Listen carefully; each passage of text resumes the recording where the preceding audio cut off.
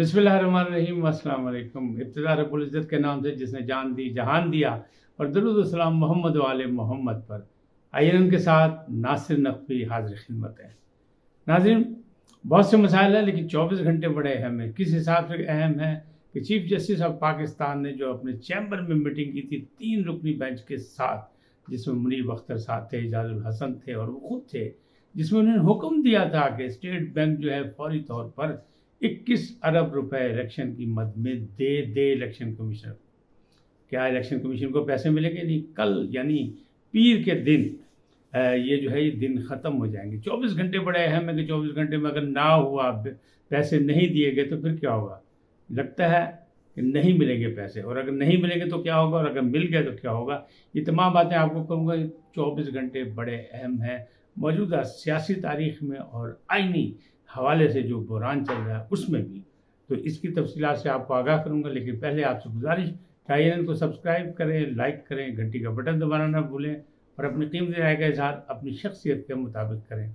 जी नाज़रीन, आखिरी टाइम आ गया। फैसला दे दिया था चीफ जस्टिस ऑफ पाकिस्तान ने, उमर अता बंदियाल ने, कि फौरी तौर पर जो है वो इलेक्शन कमीशन को पैसे दिए जाए। स्टेट बैंक को कह दिया था। स्टेट बैंक के गवर्नर भी बाहर और वजारत ख़जाना के सेक्रेटरी भी बाहर, यानी मुल्क से बाहर गए हुए हैं। लिहाजा इस वक्त डिप्टी गवर्नर मौजूद हैं। वो खातून वो पैसे देंगी नहीं देंगी, दबाव का दिन कल का यानी पीर वाला दिन जो है वो बड़ा अहम है, और वही दबाव है। अगर स्टेट बैंक ने पैसे दे भी दिए तो क्या ख्याल है कि इलेक्शन हो जाएगा? फिर इलेक्शन कमीशन की गेंद जो है उसके मैदान में उनके पास आ जाएगी, और फिर वो क्या करेंगे? बज़ाहिर लग रहा है कि इलेक्शन नहीं होगा, इलेक्शन सबका इकट्ठा होगा। क्यों? कि जो पावरफुल ताकतें हैं, यानी हिकमत अगर देखी जाए तो हिकमत अमली जो है वो यही लग रही है कि हुकूमत की और दूसरे तमाम अदारे यानी इस्टेब्लिशमेंट और दूसरे तमाम अदारे जो हैं वो एक पेज पर मौजूद हैं और बाकायदा पैगाम दे दिया गया है। कहाँ? एक तो जो इन कैमरा मीटिंग हुई, फिर कोर कमांडर मीटिंग हुई, सारों में ये कह दिया गया कि इलेक्शन इकट्ठा जनरल इलेक्शन के साथ ही होंगे। तो वो तो फिर अक्टूबर से पहले नहीं हो सकते। क्यों? कि अगस्त में जाके हुकूमत का 5 साल पूरे होंगे। अगर यही हुआ तो फिर निगरान हुकूमत कहाँ जाएगी? पंजाब की हुकूमत कहाँ जाएगी? क्या मोहसिन नकवी की हुकूमत भी ख़त्म हो जाएगी? क्या कोई अदालत की जानिब से कोई एग्जीक्यूटिव आर्डर आएगा और फिर यहाँ पे कोई एडमिनिस्ट्रेटर कायम किया जाएगा? क्योंकि तहरीक इंसाफ के फवाद चौधरी कहते हैं कि फिर यहाँ एडमिनिस्ट्रेटर कायम किया जाए, क्योंकि ईद के दिन 90 दिन पूरे हो जाएंगे और इनको ख़त्म कर दी जाए हुकूमत मोहसिन नकवी की। आप जानते तो हैं कि तहरीक इंसाफ जो है मोहसिन नकवी की हुकूमत से बिल्कुल खुश नहीं। मामला बिगड़ते जा रहे हैं, मामला बहुत हद तक बिगड़ चुके हैं, और ऐसा लग रहा है कि chief justice of Pakistan Umar Ata Bandial जो हैं वो भी बाकायदा दबाव में हैं, क्योंकि हुकूमत ने हर उनके फैसले के ख़िलाफ़ जो है वो असम्बली में बातचीत करके, असम्बली में करारदाद ला के उसको ख़त्म किया। हुकूमत के फ़ैसलों को चीफ जस्टिस ने ख़त्म किया। अब ये जब दू बदू जो लड़ाई है ये कहाँ जाएगी, कैसे होगी? क्या आइनी बहरान ख़त्म होगा कि नहीं होगा?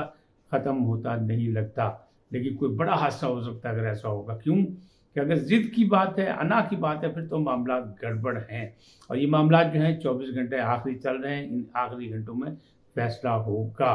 स्टेट बैंक से पूछा गया था कि पैसे हैं कि नहीं, पैसे मौजूद हैं, लेकिन स्टेट बैंक का क़वायद व ज़वाबित के मुताबिक एक तो वो आज़ाद अदारा है और वो पैसे नहीं दे सकता डायरेक्ट, और फिर असम्बली ने उसको रिजेक्ट कर दिया है, काबीना ने रिजेक्ट कर दिया है, पार्लियामेंट ने रिजेक्ट कर दिया है, तो फिर वो पैसे कैसे देंगे?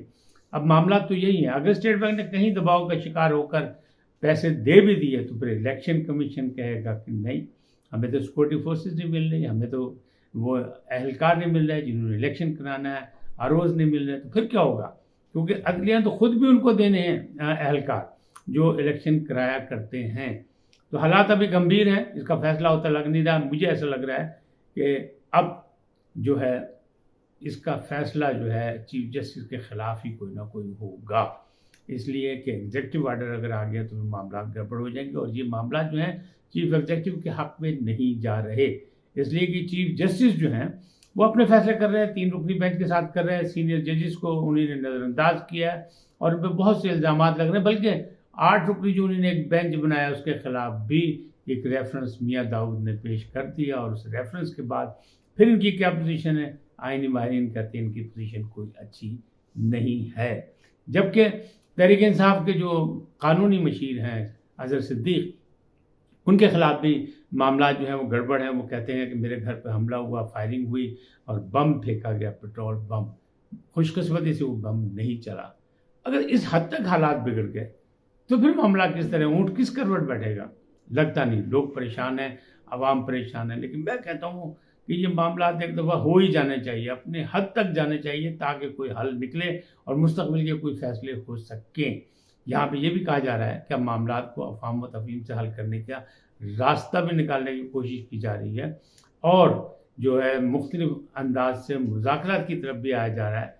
لیکن ایسا لگتا نہیں، کیونکہ معاملات بہت گڑبڑ ہیں اور معاملات جو ہے سلجھتے نظر نہیں آ رہے، بلکہ روزانہ کی بنیاد پر یہ بڑھتے جا رہے ہیں. اور جس طرح میں نے کہا کہ 24 گھنٹے جو ہے اس میں فیصلہ ہوگا کہ کیا چیف جسٹس جو ہے توہین عدالت میں وزیر اعظم کو طلب کر کے پھر ان کو بھی آزاد کشمیر کے وزیر اعظم کی طرح سزا سنائیں گے، ان کو بھی نااہل کریں گے.